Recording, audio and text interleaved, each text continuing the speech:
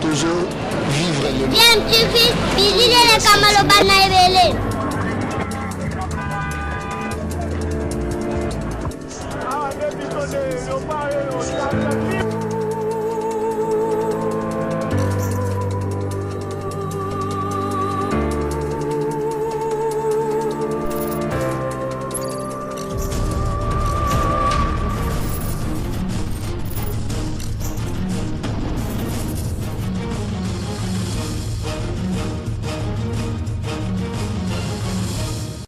tu veux toujours un enfant. Bandi ya DMTV mbote nabino esengo eza toujours kaka na ngambu na biso po toyebi ke boza ebele oyo bosalaka confiance na chaîne YouTube nabino DMTV pe boza kolanda biso na ngonga oyo po tobeta masolo ndenge zala kaka to échanger sur sujet moko d'actualité oyo toko proposer nabino boyebi ke DMTV chaîne nabino memelaka bino actualité mais aussi ba analyse na ba réflexion sur ba sujet d'actualité. Nous essayons en tout cas que ça soit le plus objectif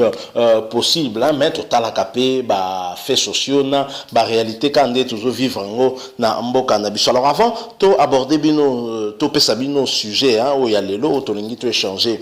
na bino bobi ki yango ko ratété hein awa na DMTV za devoir to mi pesa hein, devoir par rapport au à survie à bisonyo surtout parce que ça problème ils ont concerné bisonyo surtout mambo etali COVID-19 to corona virus hein bobi ki stengel na biso to continuer qu'on respecter la mesure barrière hein, pour tout longa maladie wana parce que prévention yangonde ezali le moyen le plus efficace hein, pour nous permettre surtout quatre chaînes ya contamination ya maladie wana pe to benga nango libela coup de chapeau donc na équipe ya riposte hein, où ils a chargé où ils allient pena na premier rang pour rebondissa maladie wana pour ba samsamo ya makasi il faut le reconnaître hein.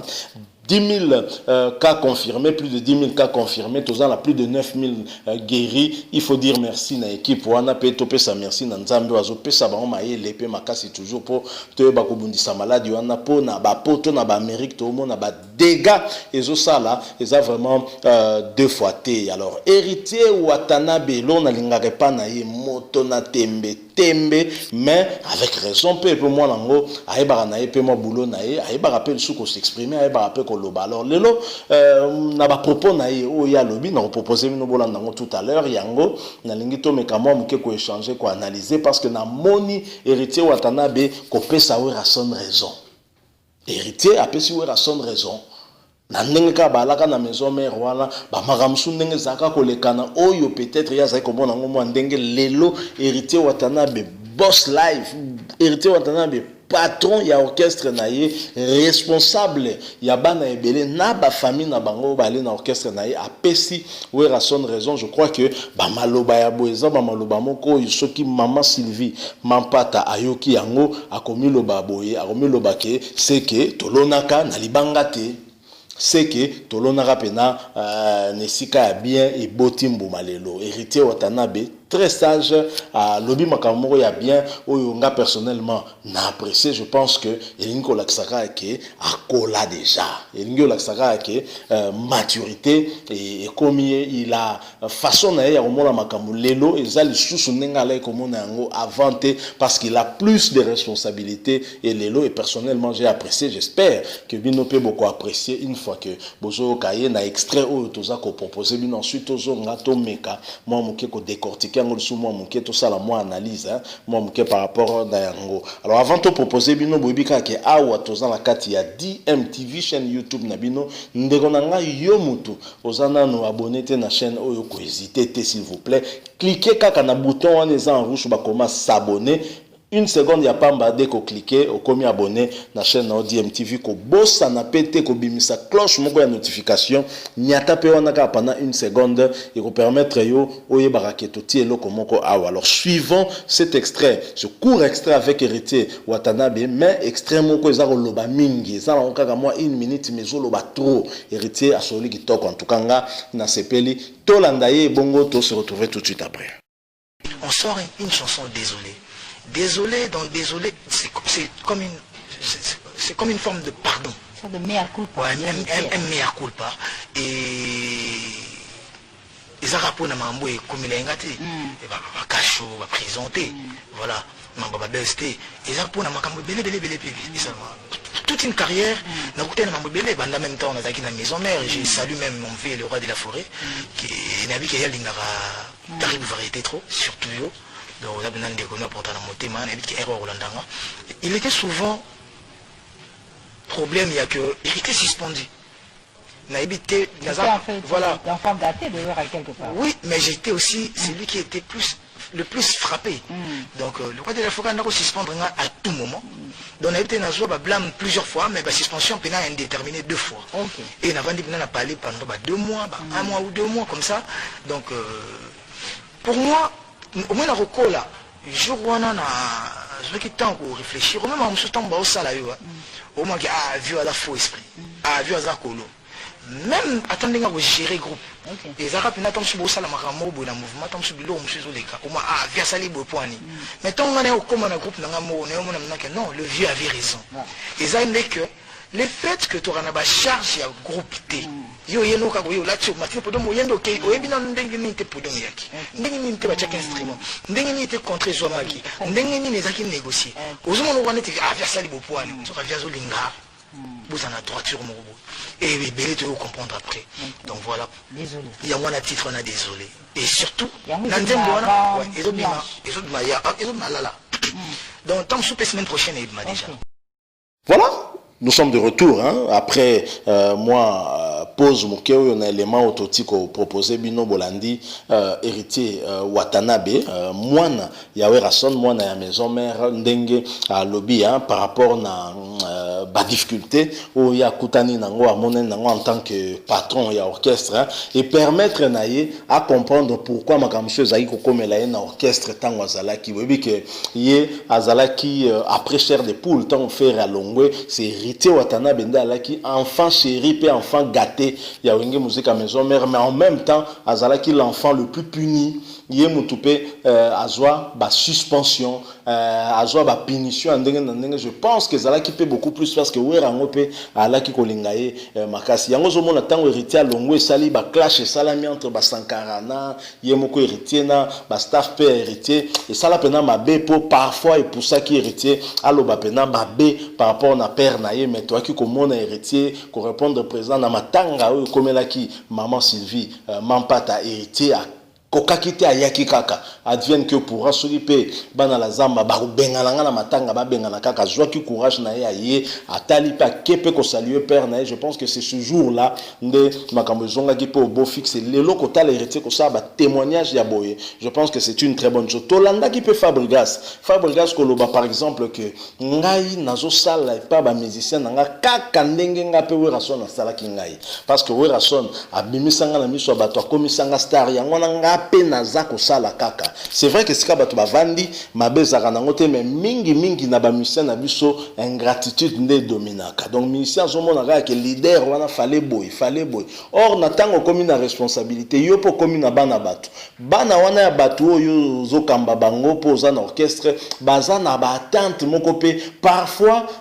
koyiko za la ba attente moko pe légitime mais parfois ça peut démesurer par rapport à ba réalité ozo vivre na ndongo zo manager orchestre na yo ba réalité c'est belé ba difficulté c'est belé mais bango ba za na ba attente ndenge mo na ba hérité tant ba la ka otala tant solo ko babi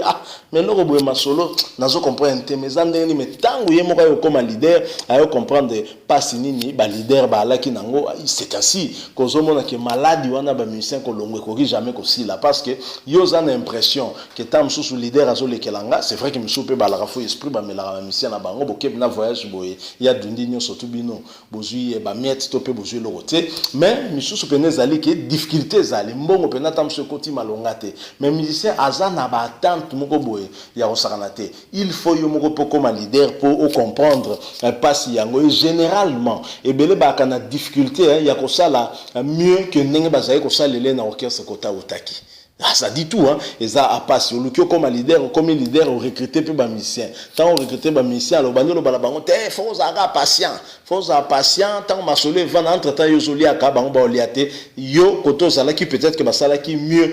pour na yo. On a ce pela qui n'a pas bregas dans le bail qui n'a pas sala kaka ou era sala qui pas nangai. Je pense que héritier à zapeka canalogique ou ana, y'engana apprécié parce que les lots, y a quoi comprendre. Il y a certains musiciens qui sont ingérables. Baza, matata, penza, caprice ya musicien za mystique, mais au moment qui va leader na biso wana il gère tout ça et c'est pas facile. Héritier Watanabe a abordé les sous-sujets moko ngapé personnellement dans sa curieux, hein, ya koyoka point de vue na ye par rapport na idée où yo fait rigola azwaki l'homme de regarde-moi, hein, donc regarde-moi, l'homme de regarde-moi nzembo yo sala makele le mikolo ya ngonde o fait rigola mimi batulikolo a mimi biso na ba côté moko boye même si c'est sur fond de polémique avec Zulema et Bill Clinton, mais bisoto qui artiste nenga yembi en tout cas tout tamboli na ye longo to monika to silana Ferregola. Donc nazaki na posa na yo ka point de vue ya hérité Watanabe par rapport na boulot yo Ferregola azwaki en tout cas ya ko sangisa ba ancien maison mère na album na ya pesa bango nzembo moko chance hérité a pesipe biso makanisi na ye ya on a proposé bino bolanda ensuite tozonga poto clôturer les na biso. Je rappelle encore une fois que bozali toujours ka kolanda DMTV yo mtozana na abonné tende konanga moi clique moko kaka en une seconde komi abonné na bouton en en rouge ba s'abonner et puis qu'on bosse en pété qu'on cliquer na petite cloche de notification juste à côté pour permettre na évidemment au ratagali soute babloko totiaka. Alors suivons une fois de plus héritier Watanabe sur Ferregola et ensuite nous revenons tout de suite après. C'est Léo. Il soit on a c'est les amis, hein. Nous la maison mère, beaucoup ça moi li coupa mo boy. Non, mais faut on appelle lui faire un gars zone ça bien tous ensemble, vous rendez vous à la tawa. Mais là c'est le vous ça jambe. Déjà, c'est l'autre émis déjà dans l'album il m'a invité dans son album, sur son album. On a travaillé, tu es au moins qui toko makasi. Donc dès la besoin à Paris, bon on a qui aussi clip. Et puis la fin là c'est ressourcé pour c'est Léo il y a les fort mais donc clip mais sur il faut les blamba solo. Donc voilà côté ça papa m'a pas ça donc papa bachelier Mambote Belé. Donc voilà Patricia Mbrazaro dans la biso avec Magambo Kitoko, maître bienvenu Faso, maître Christian Kara. Maître bienvenue face aux procédures. Donc, pour le maram, il y a chef Nabiso Ferré, Cheta, il y a chef d'orchestre Nabiso, c'est un peu nostalgique. Donc voilà. Azali na boule néona. Boule ngo non ngana non to kutanité to sola. Dernièrement ngana sola ino meto sola maram susu. Mais boule ngo je pense que à contacter peut déjà moi battu belé. C'est une bonne chose. Côté bazo sangana. On a luka le meilleur. Ma bizarre.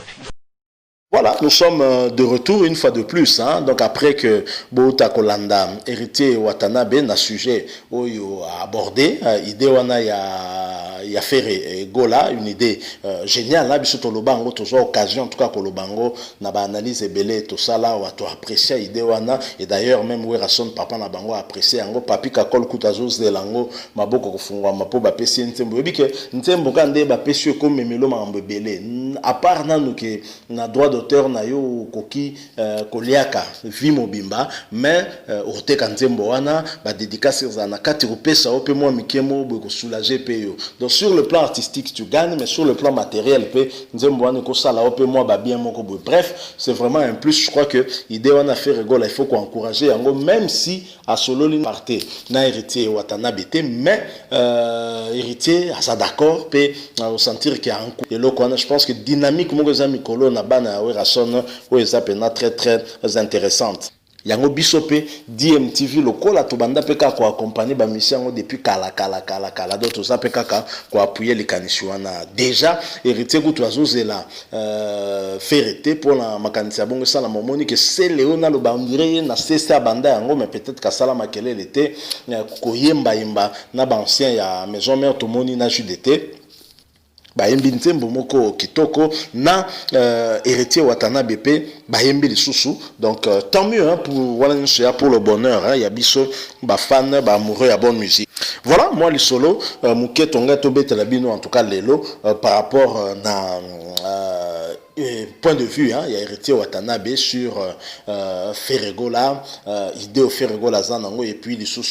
Ndenge, en tout cas, PC raison, na Werason, par rapport à Makam Soussou, comme on a façon Soussou à l'époque, à l'aïkouna l'éloyo, à comme peu comme on a façon Soussou, donc à PC, Werason raison, marque on a reconnaissance, c'est aussi à saluer, en tout cas, félicitations, na héritier Watanabe, en tout cas, toujours, c'est la mi-ange, mi-démon, le rôle des autres bimanango déjà anytime. Et on s'appelle biso bien pour Tokyo pe moi kala quoi et ça là vraiment kitoko trop. Alors ceux pour apprécier moi les sondés to beti à botiki à biso moi like mais surtout pour réagir plein d'anzela ya ba commentaire beau s'abonner ndé cliquer na bouton ya rouge oyo ba comment s'abonner pour s'abonner ko bossa na te petite cloche ya notification ko permettre na yo o rataka li sous-té ba élément o tozotie la bino awa to bossa na pe li sous-té coronavirus nanu to vaincre ngote to continuer à respecter les mesures barrières ndenge ba continuer so basenga ki poto za la choix prévention de makambo prévention de masolo prévention des solutions et pour permettre biso to benga na maladie wana musika penza DMTV et puis si bino merci pour na temps na bino bo disponibiliser pour na koyoka biso to bi que temps na bino za précieux to kuta na bino prochainement soki nzamba bateli biso avec un autre sujet au to échanger na bino en attendant portez-vous bien et DMTV vous dit au revoir.